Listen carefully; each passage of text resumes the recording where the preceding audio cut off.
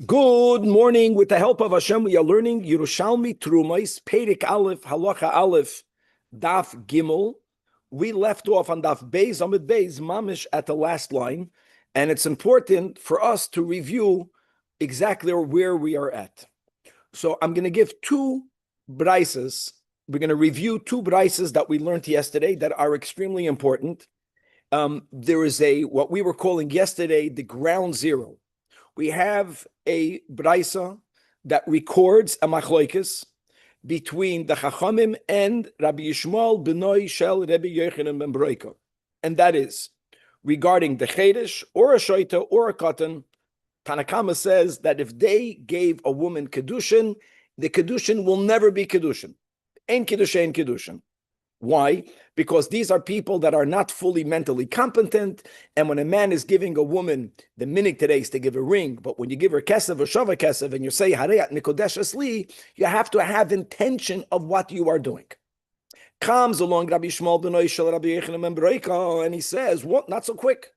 That if there is someone competent standing at the side, let's say, of the chedesh, or of the shoita, or of the katan, and that competent person is instructing them exactly what they need to do and what they need to focus on and what they have to pay attention to. If that is happening, so Rabbi Shmuel benoi says, then their kedushin is kedushin. Now, what we had yesterday on Daf Beis is that we were using this brisa as ground zero to show that there is taka machlekes, there is a machlekes between the Chachamim and Rabbi Shmuel benoi. Rabbi Shmuel benoi is of the opinion that we cannot categorically say that many actions of the chedesh shoita v'katan is not or will never be okay, because at sometimes it will be okay. That's number one. Brisa number two. Now, this is important. Brisa number two was on Daf Beis Amid Beis. And by the way, for people that are looking inside the Gemara, we read the Brisa as the Shinui Nischa is added to the Brisa. The Brisa, according to the way we are reading it, is speaking about two things.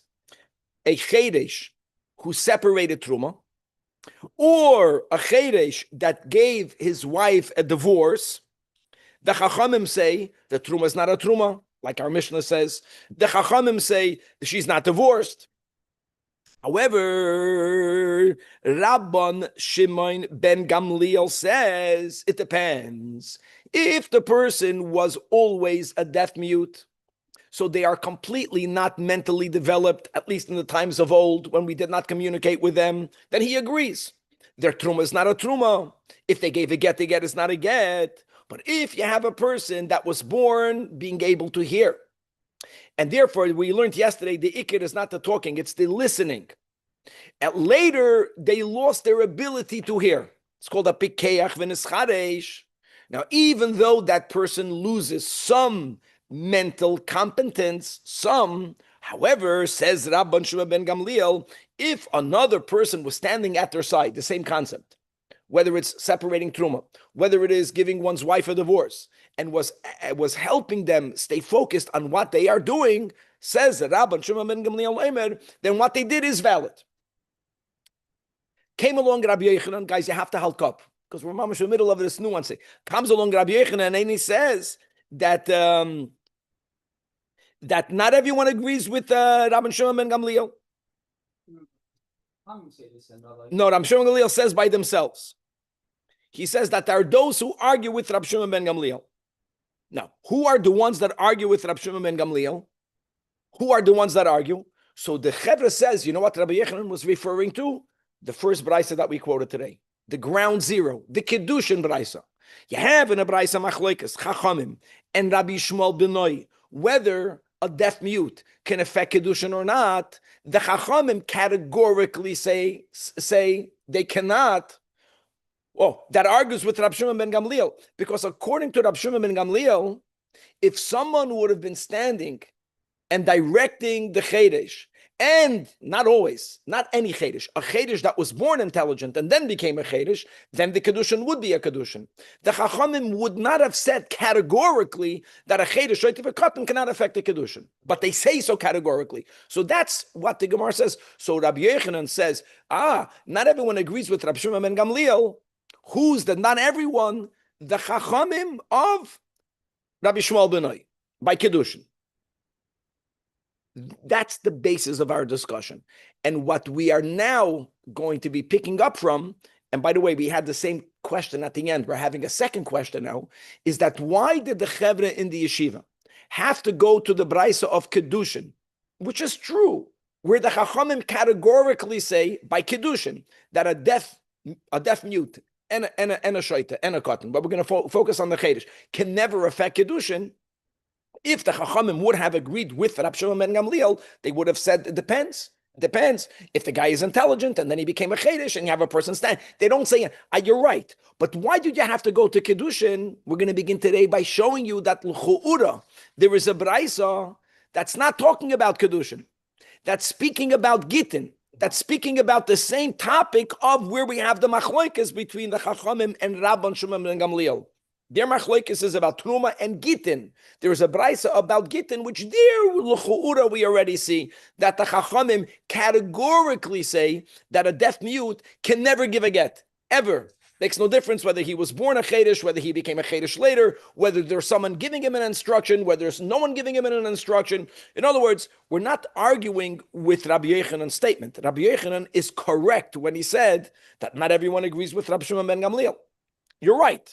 But why did we have to choose the Chachamim of Kiddushin when we have a Chachamim by Gittin? Okay.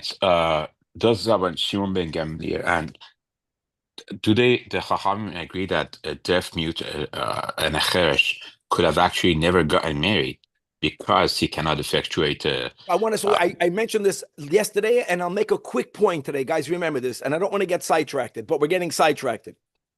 Midrabanan, a Chedesh can affect Kiddushin.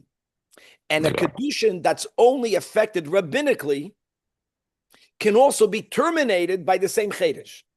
Our topic is where the Kiddushin was affected biblically. Okay. That was yesterday. We're moving on next. So that's going to be, so we're going to quote a Braisa again, where we accept what Rabbi Yochanan says. Rabbi Yochanan says that not everyone agrees with Rabbi Shimon ben Gamliel. Shkoyach. Why do we have to go to Kiddushin when I have a Braisa by Gittin? Now we're going to learn today how to learn a Braisa. And guys, let's remember the following. Mishnayos, all of the Mishnayos were known by all of the Maroim by heart. They knew it. Amazing. It was expected for them to know it. Braisas, number one, were not known by everyone. So it was not uncommon for an Amoida to make a statement, and then for him to be corrected by someone saying, how can you say that when I found a Tana in a Braisa or in a Tosefta, which means in any other Tanoic work outside of the Mishnah? Number one, they didn't know. Number two, some of those Braisas got corrupted. They were unauthoritative. They were inaccurate. And we're going to see how to determine that. Now, this is not for us to determine, but we're going to see how the Amoraim, when they were looking at a Braisa, this Braisa is not authoritative. So it wasn't quoted because the Braisa anyways makes a statement which is inaccurate. So if this is inaccurate, that's inaccurate. Let's not go there. There's going to be a lot about that in today's daf. We're going to also learn on the side that in the areas in which one needs to communicate to a deaf mute, nodding of the head is of halachic consequence. But unlike a person who's able to speak, you ask a person a question, if they say yes, yes is yes. If they say no, no is no. We're going to see this concept in halacha that when you want to determine whether the person who's deaf, whether they are understanding, deaf mute, whether they are communicating properly, you have to confirm, you have to ask a few questions, we'll see 3 times, for which it's a yes or no question, not related to the topic at hand. First, you have to determine where they're at. And if they shake their head yes on yes and no on no, that is a prerequisite to say, aha, they understand what's happening. And then we can then rely at times on their nodding of the head. That will be a beautiful second part of today's daf. Huh? No shikr here. I know, why is it not? I do want to say that a shikr sometimes has a halach of a shaita, but it's subcategory of a shaita. By the way, that's why halachically you're not allowed to get shikr. You're not allowed to get drunk like Lloyd because you're not allowed to make yourself into a shoita. Why? Because we are b'nei mitzvah, you're a bar mitzvah. And if I become shikr to some point, I lose my obligation to keep the commandments. I'm not allowed to exclude myself from that responsibility. And finally, we're going to see today at the end, we should get there, a huge difference between separating truma. For the separation of truma, you have to have intent, machshava. You're doing it to separate, to make the tevel no longer tevel. You are imbuing kedusha in that which you are separating truma, right? Versus guarding truma or kachim from becoming tamei. When you are guarding something, making sure it does not become tamei, there we will see we do rely on a cheda shoyta v'katan, even though they're not fully mentally competent, because the guarding, you're not affecting anything. You're preventing something from happening. Preventing something bad from happening demands less kavana than creating something. That's going to be the final big idea of today. And let's dive right inside. Again, we are on Daf Beis Amud Beis, the last line in the bottom. Again, we are not challenging Rabbi Yechanan's statement. Rabbi Yechanan says good that chalukin, what are his words? He says that, let me just find his words over here, that chalukin al hashoin hazeh, that not everyone agrees with Rabbi Shimon ben Gamliel. And what was Rabbi Yechanan referring to, like we mentioned? The machloik is the Brais of Kedushin. So asks the Gemara, again, the bottom line, Moisiv Rav Ba. Rav Ba in the Bavli is Rav Abba, just for the newcomers. In the Yerushalmi, Aleph and Ayins are swallowed. Rav Abba is a famous character. So Ba, you don't find in the Bavli, but it's the same one. Moisiv Rav Ba bar Mamol. Why do I have to krich the Kedushin? V'hamas nisa pliga. There is an explicit Braisa that's speaking about the topic of Rabbi Shimon ben Gamliel. Now, Rabbi Shimon ben Gamliel, again, if you look inside the Gemara, you're only going to find the Truma, but it's not the correct Girsa. The Girsa is Truma and Gittin. They are debating about giving one's wife a divorce. There is a Braisa that's explicitly speaking about Gittin, and whether there is a capacity under any circumstance of the Chedesh to instruct someone to write and give a get. Now, let's Daf Gimel on the top. Words of the Braisa. If someone is writing what he desires, in other words, he's not saying it, he's writing it. By the way, that's already a presumption that we're speaking about a deaf mute. Because a person who's able to communicate, and we're speaking about someone who's not writing the get himself, he's instructing the scribe to write it. And for the record, like we said yesterday, you have to give that instruction. So if you are able to speak, you say it verbally. The Braisa is speaking about someone who's writing an instruction. Now take out the word oi, not oi. What is he writing? What is he writing? He's writing, he's telling in writing to the Sofer, write. He's telling through writing. He's instructing through writing, through witnesses to sign. We're speaking about a get document, and you need to have such an instruction. So the husband wrote it. They followed his instructions. The scribe wrote it. The witnesses signed. Says the Braisa, right? Even though no, they wrote it. They gave it to the husband. Then the husband gave the get to his wife. Einoi get. Gewaldig. Now, there's a couple of presumptions that are made. Presumption number one is, again, since we're speaking about someone who gave that instruction in writing, Vlad? Right. Just to be clear, it means that the instruction can never be written. It has to always be oral. No. Doesn't mean that. The presumption is, Vlad, that since the Braisa speaks about someone who gave it in writing, we're speaking about a deaf mute. In other words, if someone would be like us, they are able to give it in writing. They can say it, they can write it. That's a presumption. Presumption number two, again, in the times of Chazal, people that were deaf mute from birth, they mamish did not develop. They never learned how to write. So if you have a deaf mute that knows how to write, again, the presumption is we're mamish speaking about the case of Rabbi Shimon ben Gamliel, speaking about a pikeach. He was born well. He learned how to talk. Then at some point, unfortunately, he lost his ability to speak and to hear. He's current Chedesh. And what does the Braisa write? It's not a get. Now, hold on. According to Rab Shimon ben Gamliel, that statement is incomplete. Why? Because according to Rab Shimon ben Gamliel, you would have to add. It depends. If he's doing it by himself, it's not a get. But if someone who is currently able to communicate is standing at his side and is confirming things with him and telling him what to do, this is, you write it that way, then it would be a get. So okay, no problem. So no, l'chora, again, you see the Chachamim argue with Rab Shimon ben Gamliel. Everything is great. So Rabbi Yechanan's statement is good. Rabbi Yechanan says, Chalukan ala shoyna hazeh. Only problem is, why did the Chevra in the yeshiva not quote this? Why did they have to go to Kiddushin when you have a Braisa by the topic itself? Amar Rabbi Yosef, I'll tell you why. And the way we will learn the Gemara is, Rabbi Yosef looked at this Braisa, and he says, I'm going to look at the second part of the Braisa. I'm going to show you that this Braisa is unauthoritative. It's corrupted. Not every word means what it says. Not completely wrong, but once you have to start adding, then you can't prove anything from this Braisa.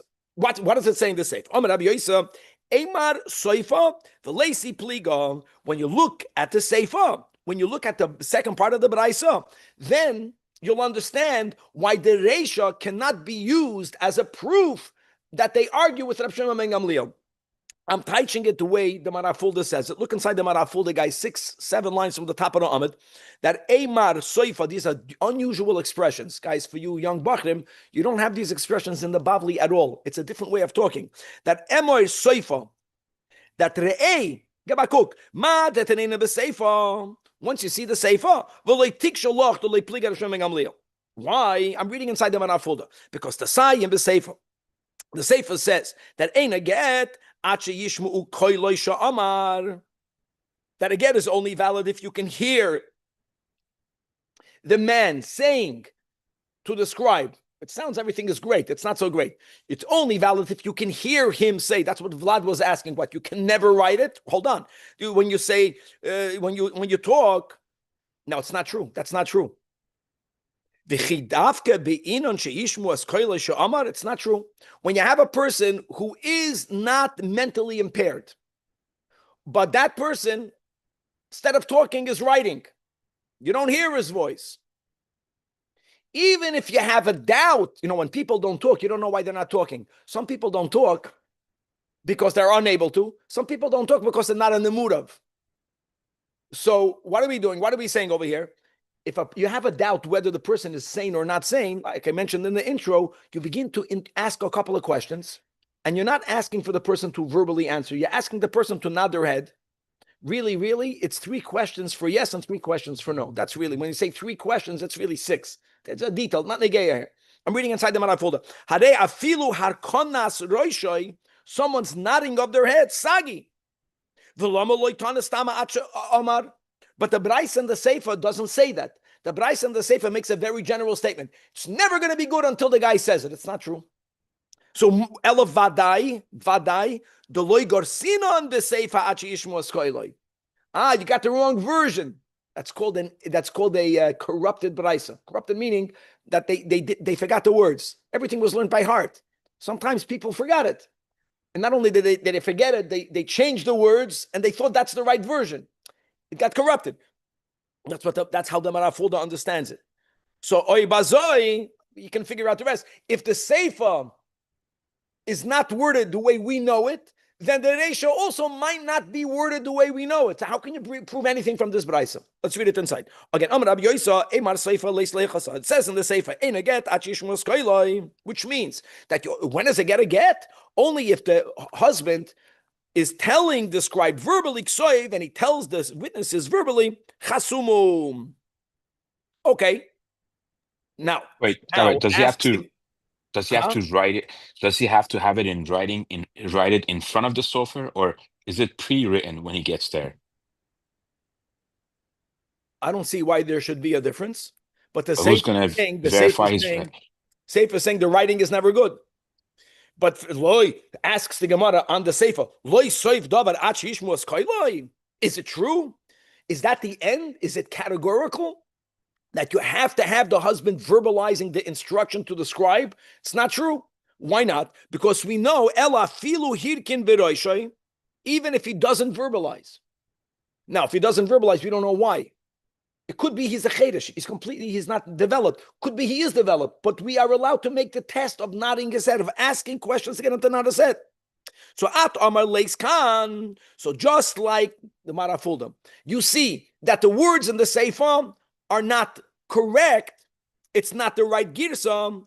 Af hachi. So therefore, in the Reisha, it must be Leis Khan. The text is not precise, and therefore, maybe in the Reisha, before we lost the right text, maybe the Chachamim would say in the Reisha that if someone competent is directing him what to do, maybe it will be valid. Maybe this Chachamim will agree with Rab Shimon and Gamliel. That's why we cannot use this Braisa.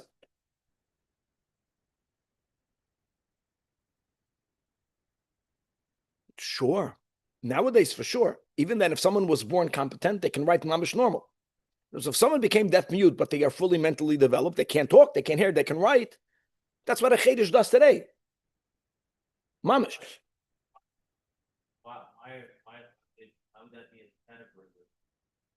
Well, that's what Rab Shimon Gamliel was talking about.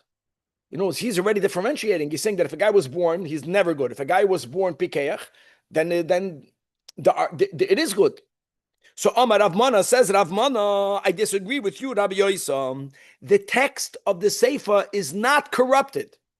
The text of the Sefer is accurate. So therefore, the text of the Reisha should be presumed to be accurate as well. So the question comes back up, that Iskan, that actually, when the Braisa says that you have to hear his voice, it's not wrong for the Braisa, for a Tana to write, you have to hear his voice. That statement includes watching someone nodding their head. Nodding of the head, halachically, is mamish like hearing one's voice. So the Braisa didn't say something wrong in the Sefer when it says you have to hear his voice. Nodding of the head, it calls hearing. It means the same thing. So why wouldn't writing be the same thing as hearing a koil? If the chedesh, he was born in Pekeach, he became a chedesh, now he's writing, but he's expressing his wish. So the answer is, Vlad, when someone currently cannot speak, the nodding of the head is not stam, is that you have to ask them 3 questions. And like I told you, most understand it's really 6 questions. It's like a test, not related to the topic at hand. Different questions. And if he shakes his head yes, like is today, is today the 4th day of? Yeah. You have to ask him questions that are, that are clear. But if he's a chedesh and he can't hear you, how can he respond? He could respond in writing. You can write a question by writing. Okay. In other words, you have to test the person. B'diyuk, Vlad. Another thing, like I just mentioned, when someone is not talking, you don't know if they're a chedesh. How do you know if they're a chedesh? You don't know that. Some people don't talk. There's a tainus dibur.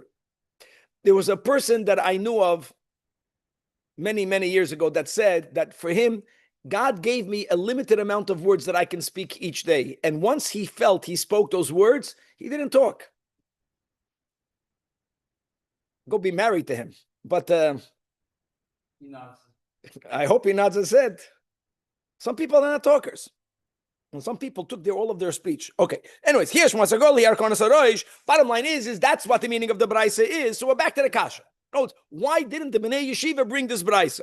So the Gemara says, now it can't be Rab Ezra, but it's Rab Zeira. Rab Zeira, boi kumi Rav Mana, boi here does not mean he asked the question, but actually he gave the response. And what's the response?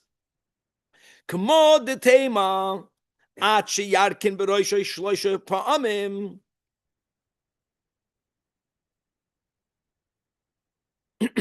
The Braisa says you have to hear his voice. You're trying to tell me, no, hearing the voice is shaking the head and hearing the voice is the same. But it's not the same.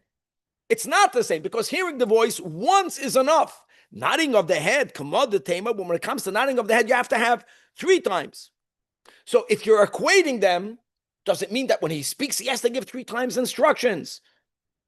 So how can you say that when the Braisa says it's only good if you hear his voice, and you're saying including in hearing of the voice means nodding of the head when they don't follow the same rules? As we know, come on, just like when it comes to the nodding of the head, there is a detail. You have to nod. It's not one question and one answer. It's three. The three have to have yes and no, and many learn it's 3 yeses and 3 no's. So if you're asking him a question, does he have to repeat everything 3 times? No, by speaking, it's not 3 times. So when the Braisa says it's only good if he speaks, how can you say that nodding of the head is included in speaking when they don't follow the same rules? So look, very good. So the Gemara says, Amalei, that's not a problem. It is the same thing. When you hear his voice, once is enough. When he shakes his head, you have to have 3 times. Bottom line is that the safe of the Braisa is not corrupted. It's correct. Even though he only said hearing of his voice, yes, including that is nodding of the head. Hearing of the voice once, nodding of the head 3 times, but it's the same thing. So why didn't they bring it? Amar Rabbi Yudan says, now I'll tell you why again they didn't bring it. Because if you only would have had this Braisa, you would not have known for sure that the Chachamim argue with Rabbi Shimon ben Gamliel. Why? Because Taman, what is the Braisa that we began today with? The Braisa that we had on that base on the base. We're speaking about a deaf mute that was born intelligent. Now a deaf mute, he separated Truma. He did something. He did something now. Or he wrote the get. He wrote the get. He gave the get. There is where Rabbi Shimon ben Gamliel is saying that you can't categorically say it's invalid, because if you had an intelligent person standing telling him what to do and you saw him do it and he was not born intelligent, it's good action. What is our Braisa talking about? Not about someone actually giving it. Even the Braisa is speaking about someone giving an instruction for someone else to write it. That's different. Over here, since the topic is ba'omer kach v'kach asu, this is what you should do. It's amazing. Because there's a difference. Now again, we're going into a nuance which is very insightful. When do you have more kavanah? Think about it by you, if you think you're intelligent. When are you more focused? When what you're doing now is the final act, or when you are doing what we will call a preliminary act? When you're doing something to begin with, you have less kavanah. You have max kavanah when you're actually doing it. So therefore, one would have argued without the Braisa and Kedushin, maybe Rabbi Shimon ben Gamliel himself would admit that, yeah, he says that if a Chedesh gives a get, it's valid. If you have someone intelligent, if he was born intelligent. But when he's not giving the get, when he's only instructing a get to be written for later, since that in itself, he knows is not the get, to begin with, you're not that invested in it. It's good nuance. In other words, maybe Rabbi Shimon ben Gamliel himself would agree that it's never going to be good, so you can't use that as a source to the statement of Rabbi Yochanan. The Gemara doesn't like that. Daf Gimel Amud Beis. Rabbi Yamin Bar Levi Boyi. This is back to the question. I disagree with this differentiation. I know the words of the Gemara don't sound the way we are interpreting it, but so interprets the Marafulda. Im yesh baidas lisha avar, yesh baidas lahaba. Normally, what does avar mean, guys? Past. It doesn't mean here, it means the present. I disagree with you. If you're telling me that someone who was born intelligent now became deaf mute, and someone is helping him keep his mind focused, it's like a teacher, they keep the student's mind focused. If he has enough das, Lisha'avar means when he's doing an act of giving a get, the case of Rabbi Shimon ben Gamliel, then yesh boy das lahaba. Then the same thing should be if he's instructing a scribe to write and to witnesses to sign. And im ein boy das lisha'avar, ein boy das lahaba. I'm back to the question. I reject this difference. So again, why didn't the Chevre bring this Braisa as the source for Rabbi Yochanan's statement that chalukin al hashoina hazeh? So Amar Rabbi Avudimi, a whole new topic now. Really, there's 2 answers. Topic number 1. when it comes to giving of a get, the principal, the man, theoretically, has to be the one writing it and the one giving it. Why are you even able to ask a scribe to write it? The Torah says to the husband, you have to write it. Why is anyone else's writing valid? Only because of shlichus. There is no shlichus to a chedesh. In other words, that's the difference. When we're speaking about the chedesh actually giving the get, he's doing it. The only question is, was he in his sound mind? Did he have kavana? Rabbi Shimon ben Gamliel says, if he was born pikeach, number one, so it's not that he's completely doesn't know what's happening. Number two, someone else is there telling him what's happening. Then what he did is a good act. Here, what he is doing might be a good act when he's instructing someone to write it. But there's a rule that ein shlichus lechedesh. Gewaldig. That's great. Now I want to make Vlad is going to jump on me. If ein shlichus lechedesh, what's the whole thing about nodding of the head? Just want to make it clear that nodding when someone is not talking, we don't know if they're deaf mute. And I'll tell you more than that. Someone asked over here, if the guy is deaf mute, how can he respond to a question he can't hear? That's the whole point. That's no, not lips. In other words, when someone is not talking, according to this approach, if you're going to say that there's no shlichus to a chedesh, then the asking and getting the guy to confirm is predicated on the fact, just because the guy is not talking, it doesn't mean he can't talk. It doesn't mean he can't hear. It might mean he doesn't want to. And more than that, like we always mention, the ikir is not hearing. That's where you lose your mental capacity. Maybe a guy's just not talking. Adarabba, that's what will be the pshat. Ask a person a question. The Rebbe, after he had a stroke, that's what they did. That's what Rabbi Groner said he did. When he would ask the questions of the Hasidim, he would ask yes, no. He said that in public. The Rebbe would say yes. So he would say in the reverse. In other words, the Rebbe is saying that the person should not do the opposite. The Rebbe would say no. The Rebbe was communicating by nodding of the head. That's completely different. The Rebbe was able to hear. That's a big answer.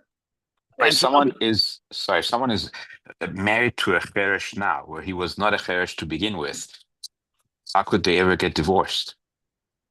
That's exactly what we're talking about. I'm saying, so what is this? What is the halachic solution? That's the whole thing. By the way, only according to Rabbi Shimon ben Gamliel can they get divorced. Kevin, thank you. Now you're waking up. You need coffee. In other words, that's what we're talking about. We're talking about a guy. And by the way, the same thing is with the shoita. These things happen. In other words, you have a couple that, like I said yesterday, guys, we are all insane. Just to make it, we're not arrogant over here that we're so great. But halachically, hopefully, we are in the category of a sane person. It's not that unusual that at some point in life we go insane. And if that were to happen, then the wife is an aguna. There's a story of the Tzemach Tzedek. I know it's getting late. The story was this case, not the same, similar. Two people got married. They were both, so to say, sane. And at some point in the marriage, whether it was from his convenience or whatever it is, his escape was he became insane, but mamish insane. And he became a shug, and you can't live with him. Problem is that even though he agreed to divorce his wife, that's the issue. Halachically, a shoita cannot divorce. He's not mentally there. But how do you legally define a shoita? So they came to the Tzemach Tzedek not because they were Hasidim, because the Tzemach Tzedek was a big posek. He was like the halachic authority. The Tzemach Tzedek said he wants to speak to the husband. The husband went into the room and he gave him a $10 bill, whatever the rubles were then. And he told him, can you go to the market and buy and bring back an apple? And the story goes that this guy was so insane that he went out of the window.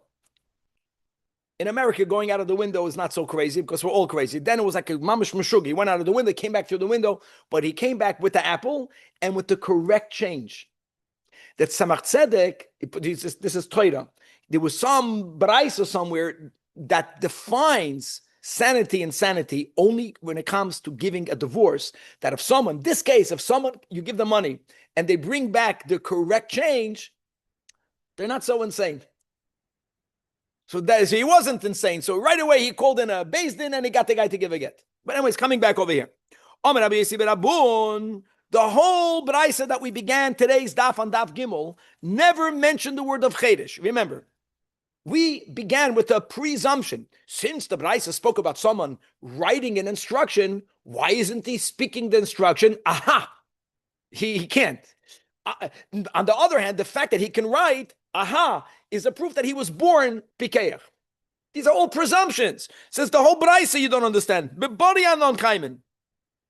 Speaking about a healthy person, just because people write doesn't mean they can't. He wasn't deaf mute. So hold on, if you have a completely sane person, that's what Vlad was saying. What, a sane person has to verbalize? No. A sane person could give the instruction via writing. But let me go back to Kavana. Like I mentioned, how many people have Kavana when they daven? The Braisa is speaking about a very important case, and that is, case of the Braisa is, you have a businessman, and he's in middle of working his documents, all different types of documents, accounts receivables, account payables, who knows what documents. So he's working with paperwork. And at that time, he decided, you know what, I'm divorcing my wife. So he was working with paper, with parchment, with ink. So he gave an instruction. The Braisa says, if you are doing two things at the same time, one of them cannot be the instruction to divorce your wife. When it comes to giving a get, by the way, like getting married, it's only valid if that's the only thing you're doing. Can't multitask. So if someone was in middle of working with his documents, and while he was busy with business, at that moment he gave the instruction, and by the way, it doesn't matter whether he wrote it or said it. It's just, the Braisa speaks about writing it because he was working with documents. When you have your pen and paper, so you're making decisions. You're in decision mode of the day. You're sharp. This guy I will sell to, this guy I won't forgive, this guy I'll extend credit, and my wife I'm divorcing, and you're putting it in the sandwich. It's not good. That's the whole case of the Braisa. That's why it cannot be brought. Beautiful. Zajac the Gemara. Now we're going to go for a moment. We're going to speak about this concept of whenever you want to determine whether someone understands what is being communicated to him or to her. That you have, we're speaking about the concept of nodding of the head, the Tani Kain. Indeed, we learned the Braisa that even in the cases where it's valid, whatever opinion it will be, however you're going to understand it, you have to determine that the person understands. By what? By asking him other questions and getting that person to see if his response is accurate or not. When do we say that testing a person and them nodding their head, so to say, is going to be a halachic proof that they know what they're saying, they know what they're asking, and we can, in certain cases, divorce the guy's wife if this is what he's asking? That's only only if a person lost his power of speech from good health. When a person suddenly loses his power of speech, there is a fear that he went insane and he has to be tested. But if a person got sick and over a normal period of time, slowly, a person lost their power of speech, we don't have to worry that the person lost his mind as well. And therefore, dayoy pam achas, only one question and them answering one time, the right answer, yes or a no, is enough for us to determine that this person's written instruction is a good instruction. That's a great thing. You understand what I'm saying? Someone loses the power of speech when they can hear. If they can hear, there's never an issue of them giving a get. When do you have to test them 3 times? Like, why are we saying that just because you can't speak, maybe you don't understand what's happening? Yeah. When a person loses a faculty suddenly, this is about self-esteem. A person says, oh, look, that's it. I'm done. You can lose your mind. When something happens slowly, sometimes people get choked up. Get used to it. And stuck in the throat, right? you prepare yourself. It's amazing. We're not talking about someone But who's it choked up. seems, Rabbi, it seems that we're focusing on the faculty of hearing. Yes. That meaning, even if you can't speak, it's okay. But if you can't hear, now very there's good, Vlad. 100%. That's correct. That is correct. That's what we said. The Gemara said it yesterday. That's why we said that intelligence is not expressed by talking or not. Intelligence has to do with your ability to listen. So where's this three questions? When a person is unable to talk, That was different verse. yeah, something else. There's a general rule. When someone is unable to talk, and just to make it clear, instead of going into arguments, if someone is able to hear but they can't talk, I give example of this. So then there is sometimes you ask them one question. Rabbi Corona asked it ever once. It was yes and no. In other words, it was the topic itself. Check the tefillin. Yeah. It's not the mezuzahs. No, he would just in the beginning. I'm just saying what he did in the beginning. Okay. Oh, now let's go back to our Mishnah, guys. Whoever didn't appreciate the back and forth yet, first of all, God will bless all of us to love it. It was amazing. It was a good right. Now we're going back to basics. Simple. The Mishnah writes that the 5 people cannot separate truma. One of the 5 people is a chedesh. Simple. Says the Gemara, our Mishnah is not like Rabbi Yehuda. Boom. By the way, our Mishnah quoted Rabbi Yehuda, remember for what? For a cotton. Our Mishnah quoted Rabbi Yehuda, b'diavad, that a cotton could separate. If he did it, it's valid. There is another Rabbi Yehuda, a Braisa. The Tani we learned in a Braisa, Amar Rabbi Yehuda. Listen to what he says. Maisa b'banav shel Rabbi Yochanan ben Gudgedem. Happened to be that this man and his wife, all of his children were deaf mutes. Tragically. And it appears that they were all born deaf mutes. Nevertheless, v'hoyu kol hatahare she'Yerushalayim nasan al gabeyem. That whenever someone had taharos, which has to be guarded, safeguarded from it not becoming tamei, it was common that people in Yerushalayim would trust any of them, all of them, to guard their taharos. Now, what's the presumption? What's the proof? If they are competent enough, if they are valid to safeguard, so then they are valid to separate. Rabbi Yehudas, so Amrullah, now the fact that people in Yerushalayim would give to the children of Rabbi Yochanan ben Gudgedad their taras to guard, no one is debating that. The Tana Rabbi Yehuda derives from that, you see, if they can guard, they can separate. The Chachamim say, yeah, they can guard, but they can't separate. Amrullah, no. You don't need to have thought. And therefore, the nasois al gabe chedesh v'katan. Aval trumo maisres. Over there, you have to make a separation. So there, since you have to have a machshava, no one would give it to the children of Rabbi Yochanan ben Gudgeda. We disagree with you, Rabbi Yehuda. Hold on. Asks the Gemara, are you telling me that you don't need to have any machshava when it comes to taharos? It's not accurate to word it that way. The einam nifsalois behesech hadas. You know what hesech hadas means? We have this in today's halacha. Like if a person, you know that before davening you wash your hands. Every shul has to have a sink. Better right outside of it. In the new building, we have in every floor we have sinks outside the shul. That's why we also have a sink a little bit in the shul. Anyways, we have a sink inside, we have a sink outside. Why? Because if I am not actively paying attention where my hands are going, my hands might have touched something that demands it getting washed. In other words, if you are Masiach Das, it's not like if I know it became Tamei, it's Tamei. It doesn't work that way. If I have sacrificial food, if I have Truma, if there is Hesech Hadas, then it's already not good. So you have to have some sort of a kavana. The ein nifsal Hesech Hadas, the Gemara says that you're right, but it's not the same thing. Rabbi Yossi b'shem Rabbi Law, Rabbi no, it's not Rabbi no, Rabbi Ilah. Again, there's no aleph here. He says like this, that when it comes to taharos, ein kosu behen machshava. The Torah does not write the word machshava. You know what the Torah writes?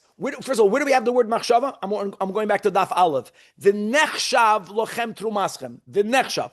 By taharos, you don't have the word machshava. You have the word shmira, where it says, for example, ushmartem es mishmeres hakodesh. There are other psukim.